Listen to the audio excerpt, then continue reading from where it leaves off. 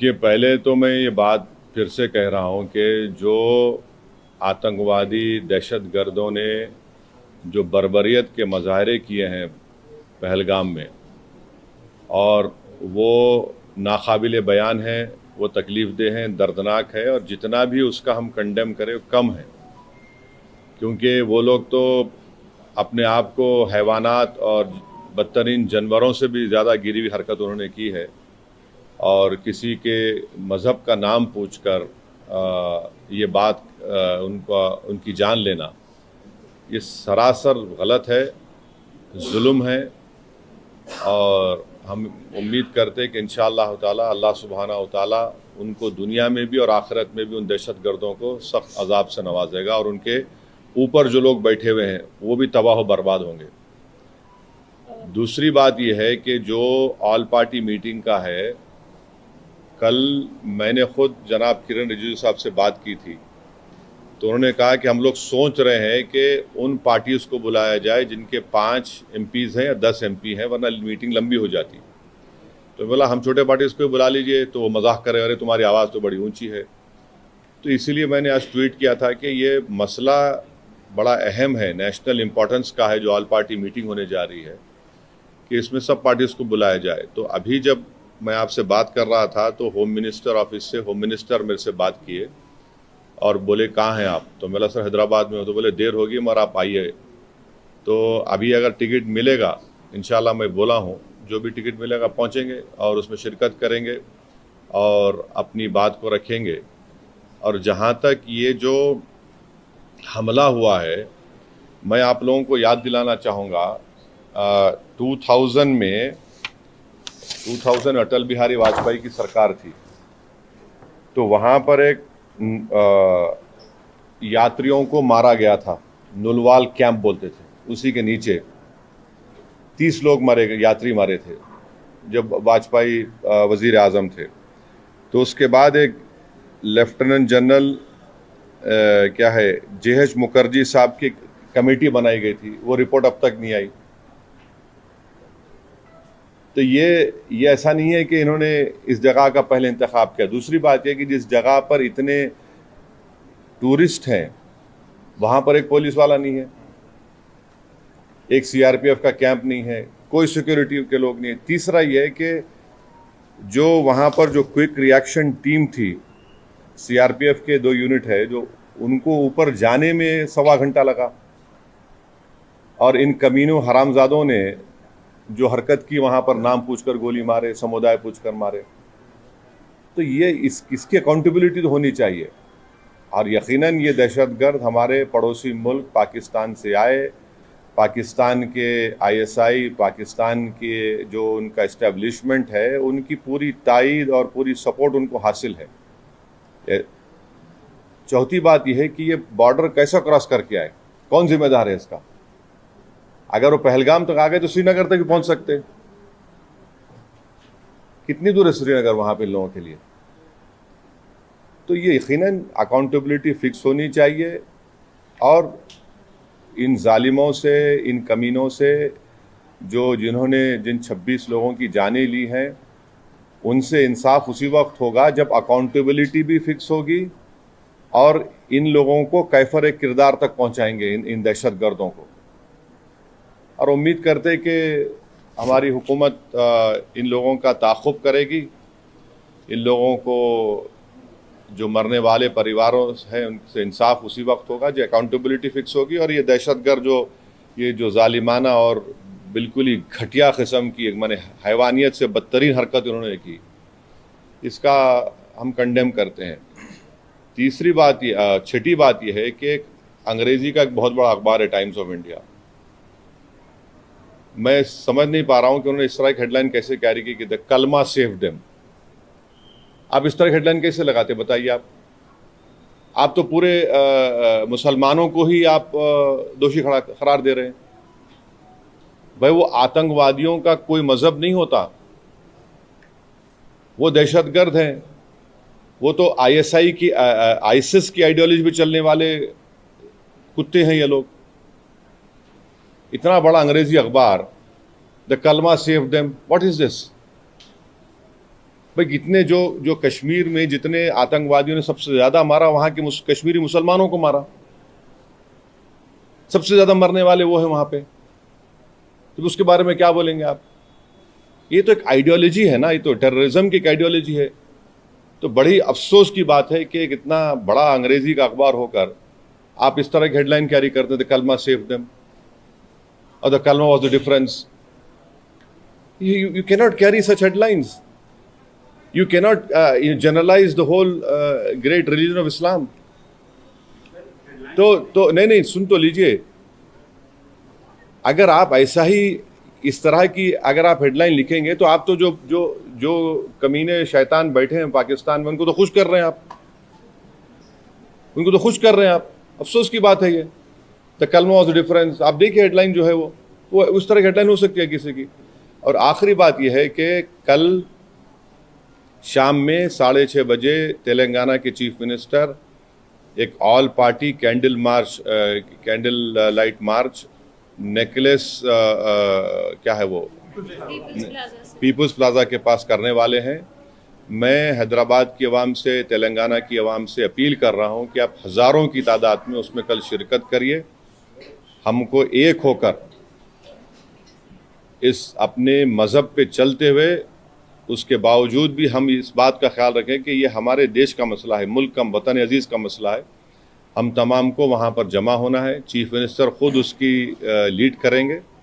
हमारी पार्टी भी, हमारे पार्टी के एमएलएज भी, जितने हमारे मेंबर्स हैं, बल्कि जितने जो टेररिज्म के ख़िलाफ़ हैं और जो इस मुल्क से मोहब्बत करने वाले हैं, मैं उनसे उम्मीद करता हूँ कि वो हज़ारों नहीं लाखों की तादाद में वहाँ पर जमा हो।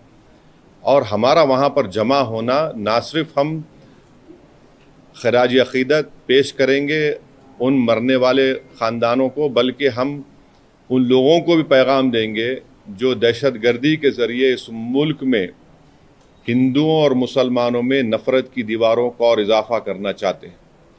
तो टेररिज्म के ख़िलाफ़, भाईचारगी के ख़िलाफ़ और कश्मीर के कश्मीरियों के लिए भी हमको ठहर कर बोलना है। आप किसी एक इलाके के, कश्मीर हमारा अटूट हिस्सा है और हमेशा रहेगा, तो कश्मीर की ज़मीन पर बसने वाले लोग भी हमारे अटूट हैं, इनको भी हमको कॉन्फिडेंस देना है। नहीं, आप ये भी तो देखिए कि उसमें गरीब कश्मीरी मुसलमान जो घोड़े पर बिठा कर लेकर गया था, रिपोर्ट्स में आया है कि वो रोकने गया इन जालिम कुत्तों को, शैतानों को, तो उसको भी गोली मार दी। कई तस्वीर हैं कि ज़ख्मियों को लोग उठाकर लेकर जा रहे हैं नीचे। आप अगर जो लोग सोशल मीडिया पर ये जो बदगुमानी और जहर फैला रहे हैं वो पाकिस्तान को और एलईटी को खुश कर रहे हैं, याद रखिए आप, वो ये कहना चाहते कि कोई हिंदू कश्मीर को नहीं आ सकता, तो आप उनको कामयाब कर रहे हैं इस तरह की बकवास करके। आप भाई, आपको अगर नफरत है किसी से तो फिल वक्त रुक जाइए, वक्त नहीं नफरत दिखाने का। ये वक्त हमको एक सीसा पीला हुई दीवार की तरह खड़े होकर उन तमाम ताकतों को एक पैगाम देना है। आप तो उनको कामयाब कर रहे हैं इस तरह की बकवास करके। वो जो चाह रहे थे, आप उनको मदद कर रहे हैं। आप एक बात समझिए कि कितने कश्मीरी मारे गए, उनका क्या मजहब था, मुसलमान भी थे वो। सबसे बड़ा नुकसान तो उनको हुआ है, उनको ही होगा कल के बाद। तो आप वो जो दुश्मन चाह रहा है वो चाल में उनको कामयाब होने दे रहे आप इस तरह की बकवास करके। और जो लोग टीवी चैनल पर जो बैठे हुए हैं, मेरी उनसे भी दरख्वास्त है, आप देख लीजिए, आप जो बैठकर आप जो सरमनाइजिंग कर रहे हैं, आपके सरमन से आप तो फायदा पहुंचा रहे हैं। हाँ, बोलिए। प्रधानमंत्री ने एश्योर किया है पब्लिक मीटिंग में कि अब आतंकवादियों की जो बची खुची जमीन है वो भी अरे ले लीजिए ना भाई, कौन रोक रहा। हम तो बोल रहे हैं लो बोल के कई मरतबा ये बात। पीओके ले लीजिए जाकर, वो इलाका भी लीजिए जो चीन के पास है। पीओके का इलाका पाकिस्तान ने चीन को दे, वो भी ले लीजिए, बराबर लेना चाहिए, छोड़ना नहीं चाहिए उसको। डैम बनाना पड़ेगा ना आपको, पानी कहाँ रखेंगे। दूसरी बात यह है कि झेलम चिनाब का मामला है, तो बागलियार हमने बनाया। अब ये जो चिनाब का मामला पूरा पहाड़ी इलाका है, समझे आप, पहाड़ी इलाका है। और जो जहलम का इलाका है तो आपको फिर लैंड एक्विजिशन करना पड़ेगा पानी के लिए, करिए आप, बहुत अच्छा है। जो जो आप कर सकते करिए, मगर अकाउंटेबिलिटी फिक्स करिए। इस बात को याद रखिए कि हमने सर्जिकल स्ट्राइक भी किया, बालाकोट भी किया हमने, और 2000 में अटल बिहारी वाजपेयी के ज़माने में नुलवाल कैंप में 30 यात्रियों की यही पहलगाम में मौत हुई थी। किसके ऊपर अकाउंटेबिलिटी फिक्स होगी? आखिर ये लोग कैसे आए? अगर पहलगाम तो आ गए तो श्रीनगर भी जा सकते हैं लोग। तो ये अकाउंटेबिलिटी फिक्स होना ज़रूरी है, डिटरेंस पॉलिसी हमारी देखना ज़रूरी है, और ये जो हरकत किए ये कुत्ते, इनको सज़ा मिलना ज़रूरी है। और असल इनसे ऊपर जो शयातीन बैठे हुए हैं, जो हमेशा नहीं चाहते कि ना भारत में ना कश्मीर में अमन रहे, इनको जड़ पेड़ से इनको सबक सिखाने की ज़रूरत है। ये सिर्फ मेयर रेटरिक नहीं होना चाहिए, बल्कि ग्राउंड पर उम्मीद करते कि एक्शन होना। और मैं ऑन रिकॉर्ड कह रहा हूं कि होम मिनिस्टर जो जाकर मिले विक्टिम फैमिली से, अच्छा किए। वो आसान काम नहीं था मगर अच्छा किए। मगर उन विक्टिम्स को ये नहीं है कि हम भूल जाएं थोड़े दिन के बाद। उन मरने वालों के परिवार के आंसू रायगा नहीं जाने देना चाहिए। और कई ऐसे वीडियोस है कि जो लोग जिनको पनाह दिए, कश्मीरी मुसलमान पनाह दिए उनको, वो भी तो देखिए आप। सर ये जो मेजर्स लिए, ये जो मेजर्स लिए SUAC 7 जो स्कीम में वीजास है उसको इमीडिएटली कैंसिल करना, रद्द करना, और 18 को बंद करना, और आप जैसा बोले झेलम, चेनाब, ब्यास, ये नदियों को कैसे रोक पाएंगे? मतलब डैम तो बनाएंगे। नहीं ठीक है, देखिए वर्ल्ड बैंक इसका वो इंश्योर करता है, तो आप करिए ना। हमको इतना से पानी कहाँ रखेंगे वो भी तो देख लीजिए। क्योंकि जो Chenab area is a mountainous area, and ये नदी जो जाती चेनाब की, वो माउंटेन से जाती। जहलम का जो है वो जमीन पर जाती, तो आपको डैम तो बनाना पड़ेगा।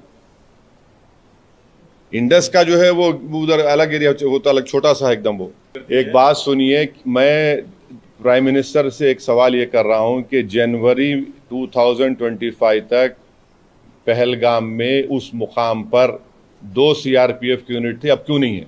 क्यों हटाया गया उनको? पूछ लीजिएगा। सही है तो सही है बोलिए, गलत है तो गलत बोल दीजिए।